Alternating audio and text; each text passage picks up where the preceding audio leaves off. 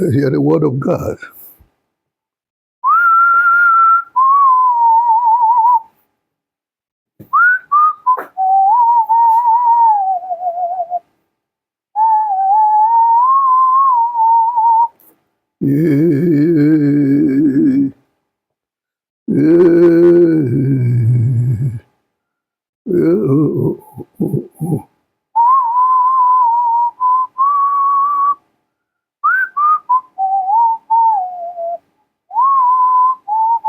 Hallelujah.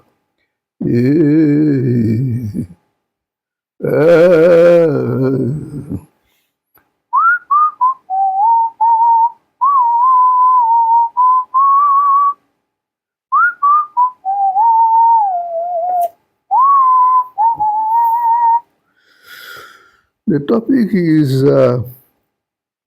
they ate their sons in Samaria. Now this in Ikom Oburu or Ikom, a cry for Nigeria in Ikom, a cry for Nigeria.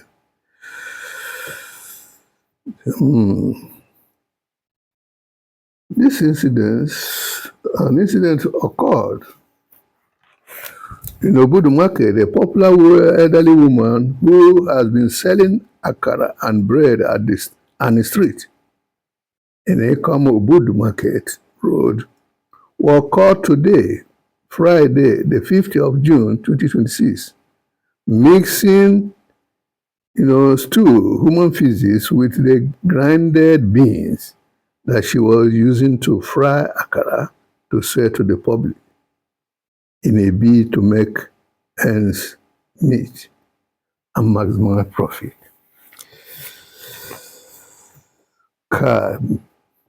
Mixing human feces.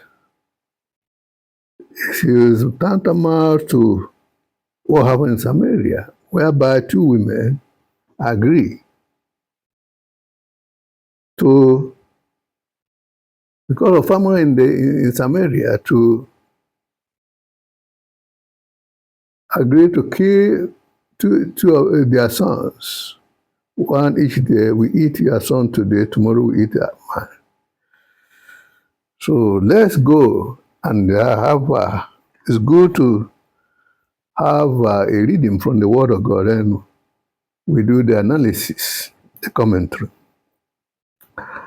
And it came to pass, that is 2 Kings chapter 6, verses 24 to 29. And it came to pass after this, that Ben-Hadad, king of Syria, gathered all his host, his troops, and went up and besieged Samaria. 25, and there was a great famine in Samaria, and behold, they besieged it, until an ass head was sold for 80 pieces of silver. 80 pieces of silver, and the fourth part of a cab of dove's dung for 5 pieces of silver. They were eating dung, dove's dungs also. So you can see in Nigeria, out of desperation, this akara woman mixed human excreta, stool, feces, with grinded akara to fry, with grinded beans to fry akara for customers to be buying and eating for a very long time without their knowing. All because of hunger, famine in the land, insecurity. People are dying out of hunger in the country, in Nigeria, under the current economic leadership, hardship of the current administration, right from 29 May 2023 to date. People are dying due to removal of oil subsidy and so many things skyrocketed. 26. And as the king of Israel was passing by upon the wall, there cried a woman unto him, saying, Help, my lord, O king. Verse 27. And he said, If the Lord do not help you, whence shall I help you? Out of the barn floor, or out of the winepress?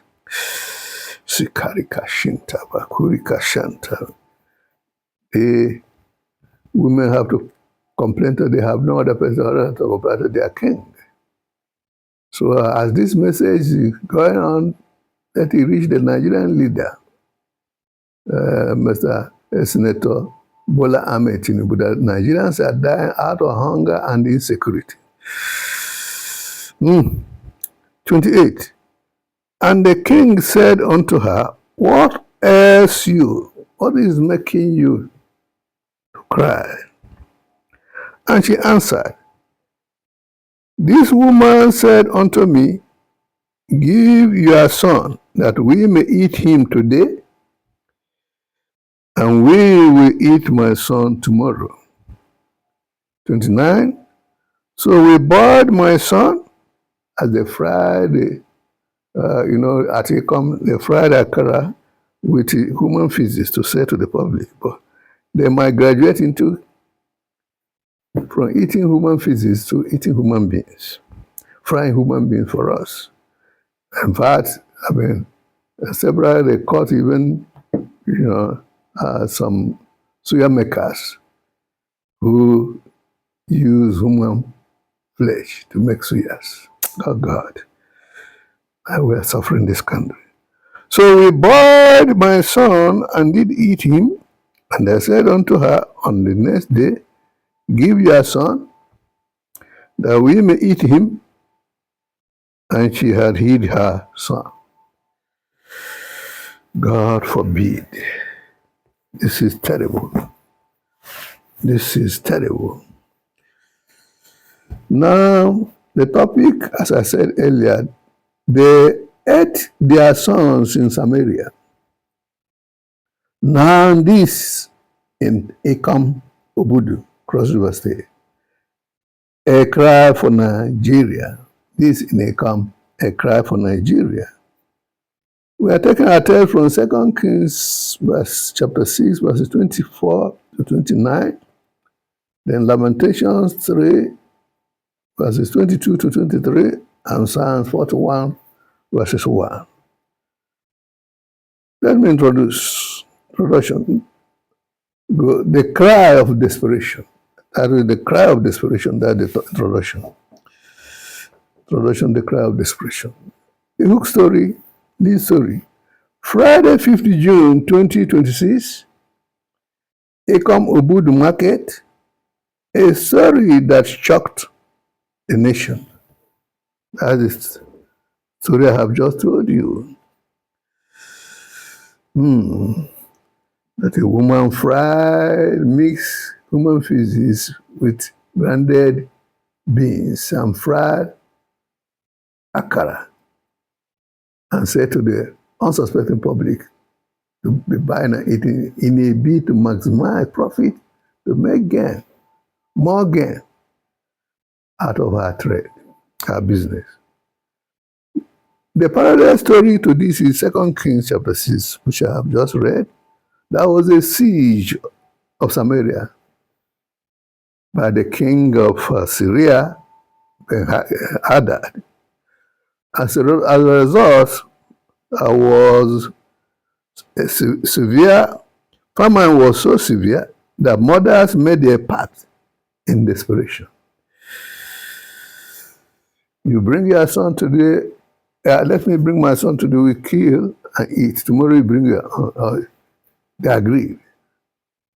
The one who suggested said, bring your son, kill him and eat him today, tomorrow I'll bring my own. But on the next day, she absconded, she disappeared and hid her son. This is an abomination. The big idea here is that when systems fail, so we have in Nigeria today, plus hunger bites, when hunger is biting, humanity can break, but God still speaks to you and me. God still speaks to you and me. To the exposition, what happened in Samaria, 2 Kings chapter 6, verse 28, 29 in particular. The point one there is that siege leads to scarcity. Siege leads to scarcity. The Nigerian nation is sieged.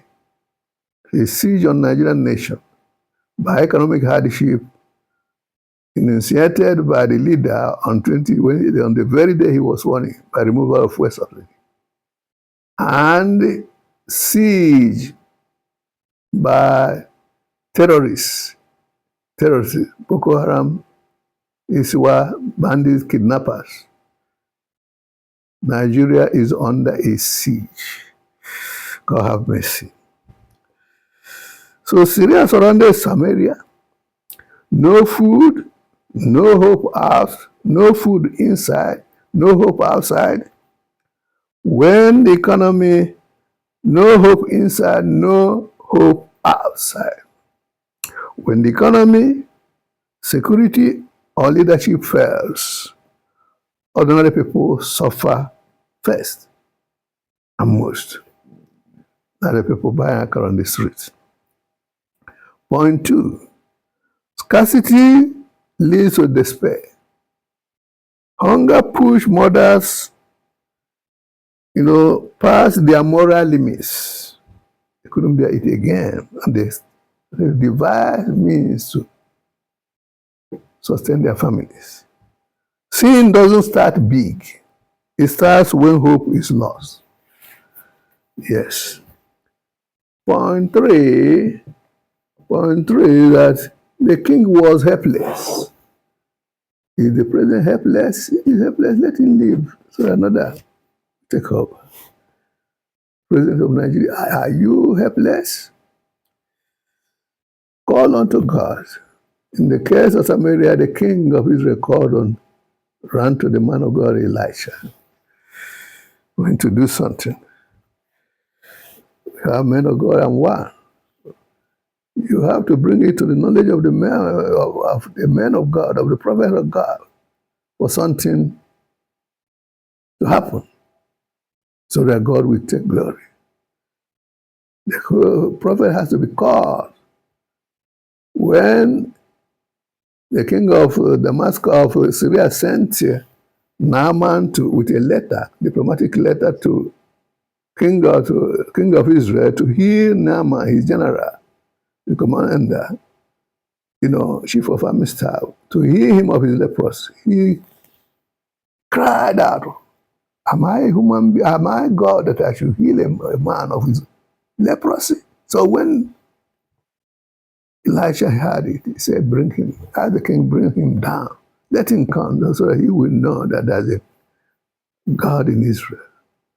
So the king had to make a move. In the current situation, Samaria situation, the king had to send messages, men to Elisha, say, you have to do something. The prophet, you have to do something.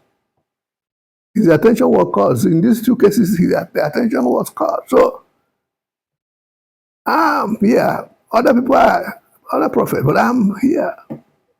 A man whom the Lord revealed himself one morning in a trance, and I could not stand before. Let the consultation be made. So the prayer of faith will be mounted, so that when God reverses, changes things, him alone will take the glory. Yes. So the king tore his clothes. He had to touch the king. In our Nigerian case, is he touching the king? Is he touching the president, or and those in government? But had no answer. The king had no answer.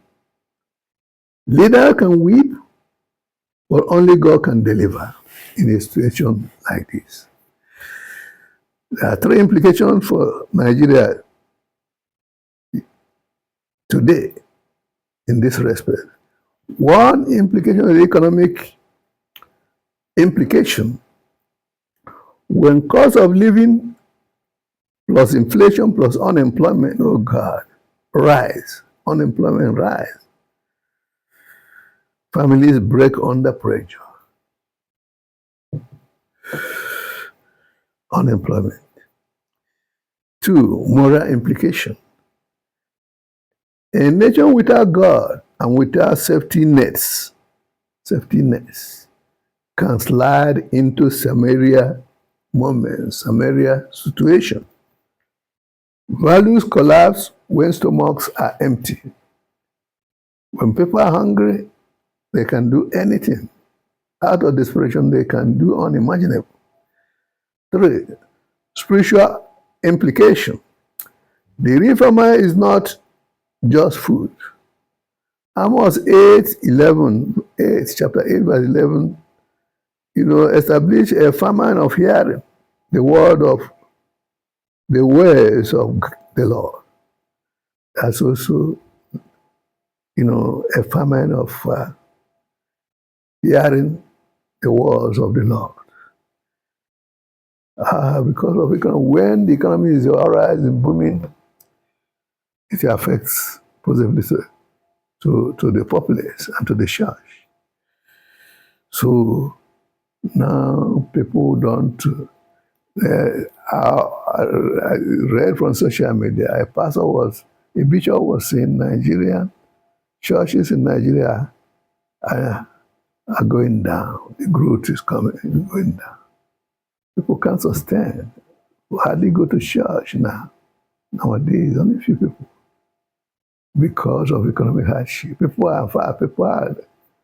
are refusing God, are deserting God, they are denying God, and they are meeting witch doctors, looking for things who say, I can have something to do for so you can succeed in whatever you are doing. That's what is happening.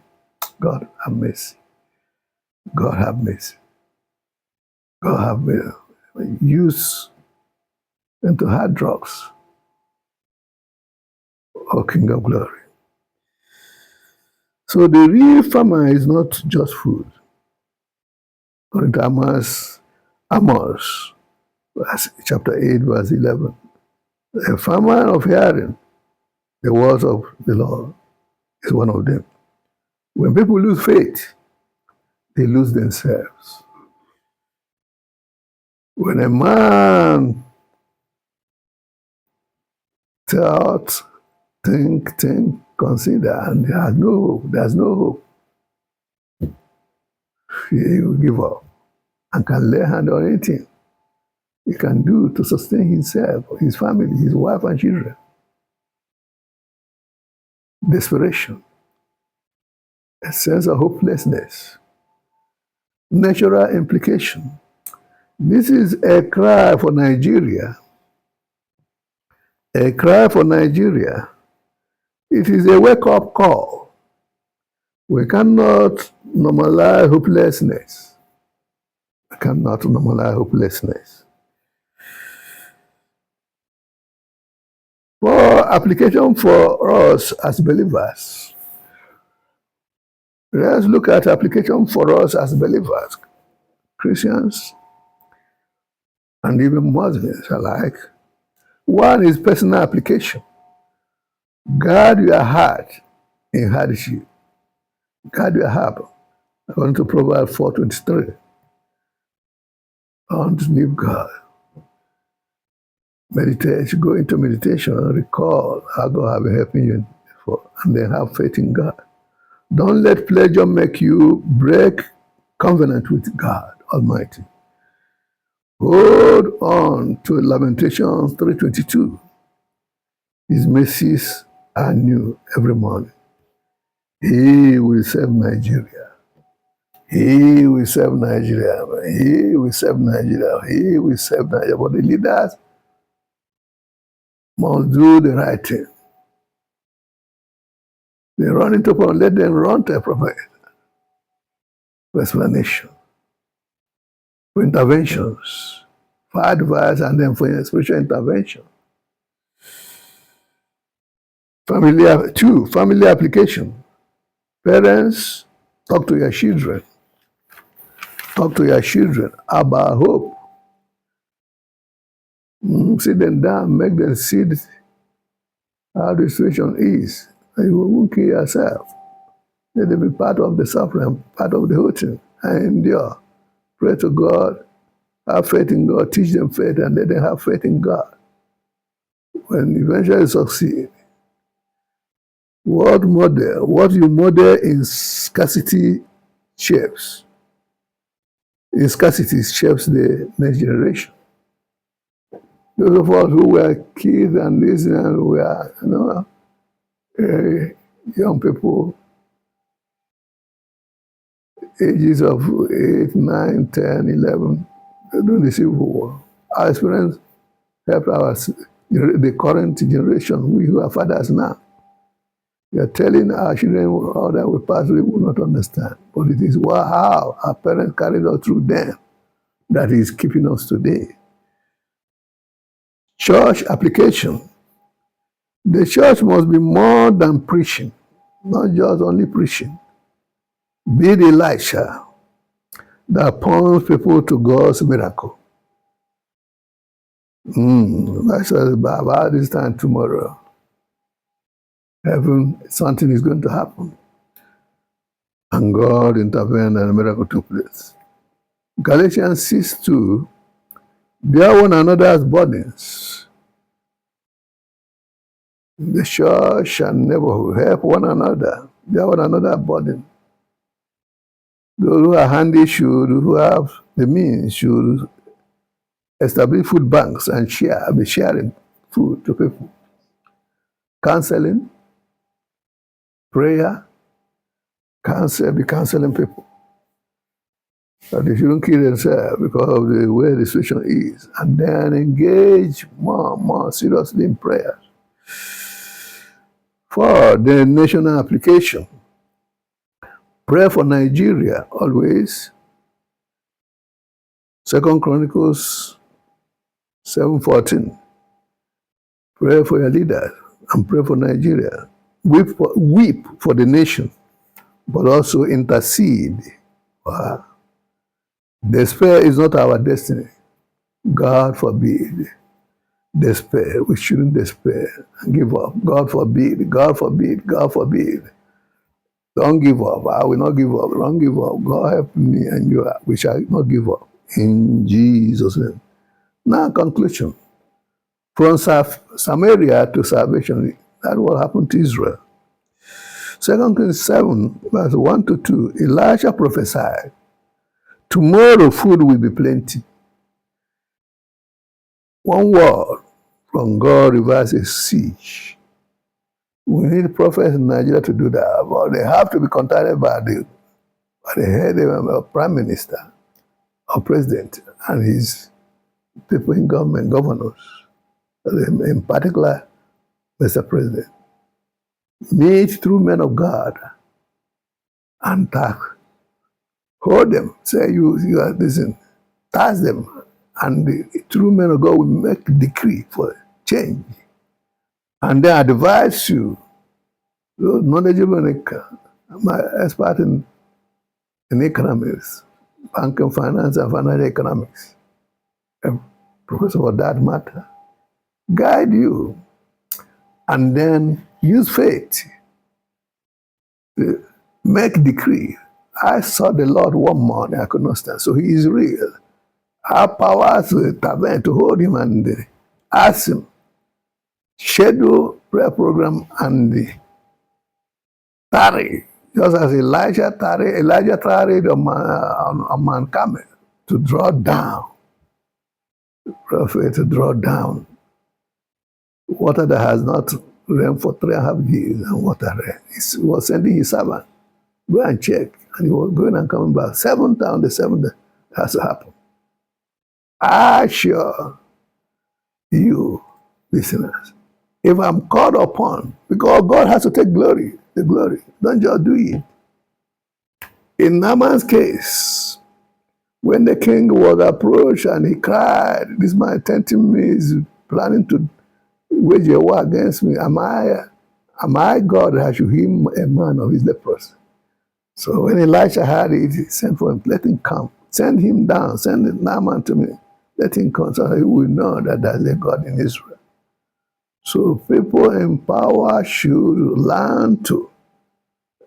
Politics should not come into it. Ethnicity should not come in. Religion should not come in. Tribalism should not come in. And the true men of God will, I assure you, we shall do it.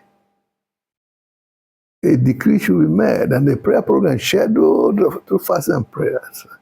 And hold on to God for things to change.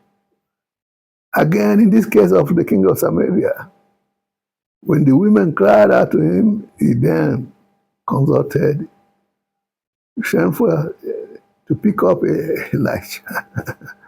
And Elijah, sensing trouble, he had to prophesy plenty. The Spirit of God touched him, prompted him, and he has to prophesy plenty. Go and check and read 2 Kings chapter 6 and then chapter 7 and see how God intervened to save Israel, Samaria, Israel, in time like this. So prayer for Nigeria, 2 Kings 7:14, weeping for the nation. Yes. So in conclusion, I said, 2 Kings 7 verse 1 to 2, Elijah prophesied, tomorrow food will be plenty. One word from God reverses siege. Even though the Minister of Agriculture and the economy doubted, and he said, you will see it with your eye, but you will not eat that up. And when it happened, the people, when they marched out, stampeded on him to rush out of the gate to go and loot the food that was discovered in the camp of Syria by the 4 leprosy men. So Nigeria's story isn't over. Our Ikom moment can become a testimony. In the case of Samaria, it became a testimony. Utter call. If you are in a Samarian season now, you are broken, desperate. Surrender it to God today. Surrender it to God today. You listen, hear my voice. A man of God. Kurika, a prophet of the living God. Let's go, closing prayer point. Let's pray with me. Lord, heal our land. Join me in this prayer. Heal our land. Turn our famine into abundance. Let Nigeria hear your word again. Let Nigeria hear your word once more. In the mighty name of Jesus. Tap God here, heal Nigeria. God, heal Nigeria. In the comments, if you are standing with me in prayer, this prayer we have just said and we'll continue. So subscribe and share this with one person who is losing hope. The Lord bless his word. In Jesus' name. I hold all forces constant. And I take authority against forces of darkness. Holy Ghost, have your way. I say, Lord, make a way where there's no way for Nigeria. Intervene and fashion out a program to change the situation in Nigeria. Whatever needs to be changed should be changed. If the people at the helm of our faith do not want to perform, change them. Kurika. But if you feel they are trying that, then let them push them to consult men of God. And then let the leadership consult men of God. So the prayer of faith should be offered. for the deliverance of the Nigerian nation. And the economic and, adverse and policy should be also, it should be guided properly.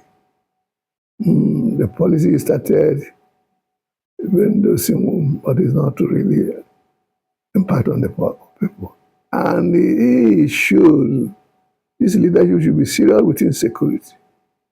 Out of desperation and difficulty, more people, apart from the terrorists, Boko Haram is war. People have entered into kidnapping as a business. So many things are happening. People are killing human beings. People die in the country means nothing these days. People die. Killing others means nothing. Human life are no more valued. Lord, intervene and cause all this to stop. A situation whereby generals are being killed at the war front by terrorists. Oh God. Kidnapper kidnapped retired general, a retired general in Katsina. Rabbi, and he died in their hand. It's unacceptable. This is time for God to intervene, but let the leader of the nation call the attention of true prophets of God, including myself. For God, men of God, we rally around. And the decree will be made, things to change. A prayer program will be scheduled. The leader should stop Russian, consulting witches and wizards, necromancers, and juju doctors. For God, be able to do it. Thrive. And the Lord will prove that He is God, whom I saw one man I could not stand. This message is, the broadcast is made out of body. For every family suffers this day, today. Every family is in desperation, no job, unemployment, inflation, hunger, inflation, everywhere. This is when I force people to start doing things that are not supposed to. There's a woman mixing feces with Granada Accra, fried to sell to the public, unsuspecting public. Suya makers have been caught severally. Number of caught. I watched where they kill human being, use the past to make suya. People buy. Oh God! Judge how Nigerians are eating themselves to survive. God have mercy. God have mercy. Just heard from the voice of His President, eventually SebaUremadu. Let God intervene. This message is an outstanding message. It is living. Share it as well as subscribe on next incoming messages on faith, teachings, and daily Christian living. God bless you.